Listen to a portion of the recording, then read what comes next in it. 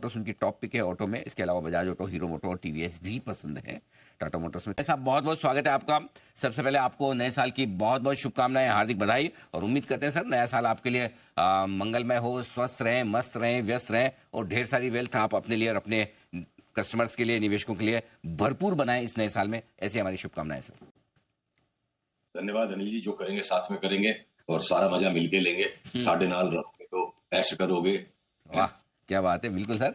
बताएं सर, थोड़ा लग रहा है नए साल की शुरुआत में मार्केट का ऐश करने का मूड बन रहा है, ये मतलब टेम्पररी मूड है या फिर थोड़ा लंबा चलने जैसा दिख रहा है? अनिल जी, 2025 के वर्ष का पूरा अगर मैं अनुमान लगाऊं, क्योंकि रीति रिवाज है साल के पहले दिन अनुमान लगाना चाहिए, काम आए नहीं आए, तो अगर मुझे अनुमान लगाना ही है तो मुझे लगता है इस वर्ष में 2025 में निफ्टी दोनों स्तर दिखा सकती है, 27,000 भी और 21,000 भी। और माहौल जो भी चार्ट्स का बना हुआ है, लगता है उसमें 27,000 की तेजी पहले होगी। पर अगर अब मैं स्कोप को थोड़ा एक्सपैंड करूं और ग्लोबल मार्केट्स की तरफ जाऊं, तो वहां विरोधाभास उत्पन्न हो जाता है कि नैस्डैक और एस&पी तो अपना टॉप बना चुके हैं, तो फिर निफ्टी इतना जोर कैसे मारेगी। तो इस सवाल का उत्तर अगर हम अभी ढूंढ लेंगे तो अगले 1.5-2 महीने जो बार बार रोज सवेरे उठ के देखेंगे वॉल स्ट्रीट पे तो खून बह गया, तो हम डरेंगे नहीं। यहाँ पे वो कैसे संभव है, उस बात को समझना शायद आपके दर्शकों के लिए बहुत काम का हो सकता है। तो देखिए, ब्रॉडली ओवर द इयर्स सारे equity markets, equity asset class एक तरफ चलती है। ओवर 1 साल, सवा साल के पर्सपेक्टिव पे भी आगे पीछे सब बाजार कैचअप कर जाएंगे। फिर 3-4 महीने का लीड लैग संसार के विभिन्न मार्केट्स में बिल्कुल स्वाभाविक है। अमेरिका के मार्केट में इलेक्शन था, उन्होंने अपना टॉप लेट से बनाया। हमारा मार्केट 26,200 का टॉप कई महीने पहले बना के ऑलरेडी नीचे आ चुका। हम जब नीचे आ रहे थे तो अमेरिका ऊपर जा रहा था, राइट? तो अमेरिका ऊपर जा रहा है तब भी तेजी नहीं होगी और अमेरिका नीचे आएगा तब भी मंदी होगी, ऐसा नहीं। अब हमारी इलेक्शन की तेजी शुरू हो रही है, तो यहां से इलेक्शन की तेजी के कौन से स्टॉक्स हम 1 मिनट में आएंगे उस पर। फिर इलेक्शन की तेजी के बाद हो सकता है कि जो भी अर्निंग्स डिसअपॉइंटमेंट्स पिछले क्वार्टर्स में थे, कुछ वहां से सपोर्ट मिल जाएगा। फिर हमारा आगे मॉनसून भी, तो कैसे कहानी बन जाएगी वो तब देखेंगे। चार्ट्स का पर्सपेक्टिव ये दिखाता है, एक बार अमेरिका में आने वाले 15-20% के करेक्शन से भी डरे बिना मैं बहुत सारे स्टॉक्स साल की शुरुआत में लेने में इच्छुक हूं इंडिया में। मामला गड़बड़ है, हो सकती है करेक्शन 15 से 20% की, लेकिन भारतीय बाजार थोड़े बेहतर हो सकते हैं स्टॉक स्पेसिफिक। ये राय आपके लिए आती हुई अच्छी बात है कि चलो भारतीय बाजार आपको बेहतर और मजबूत दिख रहे हैं। क्योंकि आपने नए साल की बात की, तो नए साल में थोड़ा सोने चांदी पर और कच्चे तेल पर भी आपका व्यू लेना चाहता हूं, बताएं सर। कोई परिवर्तन नहीं है दोनों के व्यू में। गोल्ड सिल्वर में सब्सटैंशियल करेक्शन अभी भी ड्यू है, जो चल रहा है, बीच में थोड़े थोड़े रिबाउंड आएंगे। और क्रूड जो है ना, बहुत ज्यादा कुचल करके, निचोड़ करके, बिल्कुल जो है ना लास्ट में जैसे बोले नींबू निचोड़ निचोड़ के उसका छिलका बच रहा है। अब क्रूड में और नीचे ले जाने की गुंजाइश फिलहाल नहीं दिखती है। वो 20 दिन लगते हैं, 25 दिन लगते हैं, 30 दिन लगते हैं, टाइम पास कर सकता है। क्रूड की चार्ट ही एक चार्ट है जो चीख चीख के कह रही है कि कोई जियो पॉलिटिकल इवेंट को अब आना है जिसका मिडिल ईस्ट से नाता हो। स्कैरसिटी लेड जंप आना चाहिए क्रूड में, ऐसी उसकी चार्ट है।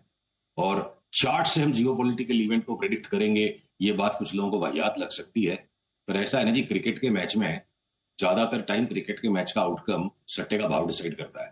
तो सट्टे के भाव से भी आपको मालूम पड़ सकता है क्रिकेट के मैच में क्या होने वाला है। क्रिकेट के मैच का अनुमान लगा के आप सट्टे का भाव फिक्स मत करो, इसीलिए टेक्निकल एनालिसिस काम करती है। तो क्रूड की चार्ट में हम इंतजार में हैं कि कब कंफर्म हो जाए अप ट्रेंड। अभी नॉइस के अंदर एकदम लास्ट बॉटमिंग आउट प्रोसेस में अप ट्रेंड कंफर्म हो जाए तो हो सकता है हम $100 तक के उछाल के लिए मेंटली अब रेडी है। अच्छा, $100 तक कच्चा तेल, वंडरफुल, क्या बात है। और सोने चांदी में तो कमजोरी रहेगी रहेगी। आप कह रहे हैं कि पहली तारीख को ही आप भर भर के शेयर खरीदने को तैयार हैं, तो आपकी टॉप 5 पिक जो आप खरीदेंगे पहली तारीख को? आज के आज नहीं खरीदेंगे, स्टैगर करेंगे। अगर क्रूड में इतनी बड़ी तेजी दिखती है, हाँ, तो देखिए लार्ज कैप्स में ओएनजीसी एक नो ब्रेनर है। इस इंडेक्स के लेवल पे भी 50% तक की रिटर्न ओएनजीसी में आ सकती है, तो वो एक नो ब्रेनर है। उसके पीछे पीछे लार्ज कैप्स में रिलायंस ठीक है। टॉप 5 के साथ समस्या है ना, किसको ना बोले, मतलब सारे तो आकर्षक हैं, तो किसको ना बोले। तो मुझे 10-15 स्टॉक्स बोलने दीजिए प्लीज। फिर अगर मैं आपके इंटरटेनमेंट मीडिया स्पेस में आ जाऊं, तो आप जी बिजनेस है इसलिए आपके चैनल पे बैठ के नहीं बोल रहा हूं, अदरवाइज भी जी एंटरटेनमेंट ये अच्छे दिनों को बहुत ज्यादा पोस्टपोन कर दिया गया है। अब उस चार्ट को रोक पाना संभव नहीं लगता है, वो फटेगी, यहां से उछलेगी, ऐसी वो चार्ट लगती है। 50-60% तो जी एंटरटेनमेंट में भी देखते देखते बढ़ जाए, जी मीडिया 60-70% बढ़ जाए। अब आपके सारे गामा जो एक स्टॉक हमारा बड़ा फेवरेट स्टॉक है, काफी टाइम से हमारे निवेशक लेके बैठे हैं, मुझे लगता है अगली छलांग इसकी सीधे यहां से 800 रुपए तक आ जाए। अब मैं हर एक सेक्टर में दो दो तीन तीन स्टॉक्स आपको कहने की इजाजत चाहता हूं, क्योंकि इतनी सारी अपॉर्चुनिटीज है। ऑटोज के अंदर टाटा मोटर्स हमारा फेवरेट, ये 50% तक की ऊपर की चाल दे सकता है। लॉजिक इसकी शायद किसी के गले नहीं उतरेगी, पर होता बार बार यही है पिछले 15 साल से। जब ब्रिटिश पाउंड में खूंखार तेजी आती है, मिस्टीरियसली टाटा मोटर्स 40-50% बढ़ जाता है। जब 20 से 25% ब्रिटिश पाउंड की तेजी आती है, तो ब्रिटिश पाउंड के चार्ट पे हमें इस साल में 30% तक का उछाल डॉलर के सामने नजर आ रहा है। तो वो एक लॉजिक बनेगा या कोई और लॉजिक बनेगी, टाटा मोटर्स की चार्ट में हमें 1200 1250 तक की जगह दिखती है। एक बार हम 1000 रुपए के लिए खेल रहे हैं। बाकी आपके बजाज ऑटो, हीरो मोटोकॉर्प, ये रिबाउंड मार सकते हैं वापस 20% का, बाकी निफ्टी के साथ में। तो टीवीएस मोटर का मोटा करेक्शन कंप्लीट हो गया और मुझे लगता है टीवीएस मोटर्स भी एक न्यू हाई की तरफ भागेगा। अब मैं अगर आपसे बैंकों के बारे में बात करूं, तो बैंकों में मेरे को एक छोटे वाले बैंकों में बेफाम पैसा मिलता नजर आ रहा है इस साल। जम्मू एंड कश्मीर बैंक, हम 20 रुपए के भाव से लेके बैठे हैं और यहां से भी और माल ले रहे हैं कि डबल हो जाएगा। जम्मू एंड कश्मीर बैंक, चाहे वो जम्मू एंड कश्मीर के सुख चैन की कहानी है, या वहां अमन लौट रहा है या प्रगति लौटेगी, चार्ट बहुत तगड़ी है उसकी। अगर मैं आरबीएल बैंक में चलूं, तो मेरे को लगता है इसका एक रेजिम चेंज, एक साइक्लिकल शिफ्ट आ रहा है बैंक में। इतनी बड़ी तेजी का भी हमको आरबीएल बैंक में चार्ट पे दिखता है। बड़े से बड़ा एक्सपोजर लेके बैठने वाले फंड मैनेजर को भी लगता है सुशील तू हमारे से भी ज्यादा तेजी की बात कर रहा है, मतलब मैं नहीं बात करे, चार्ट बोल रही है।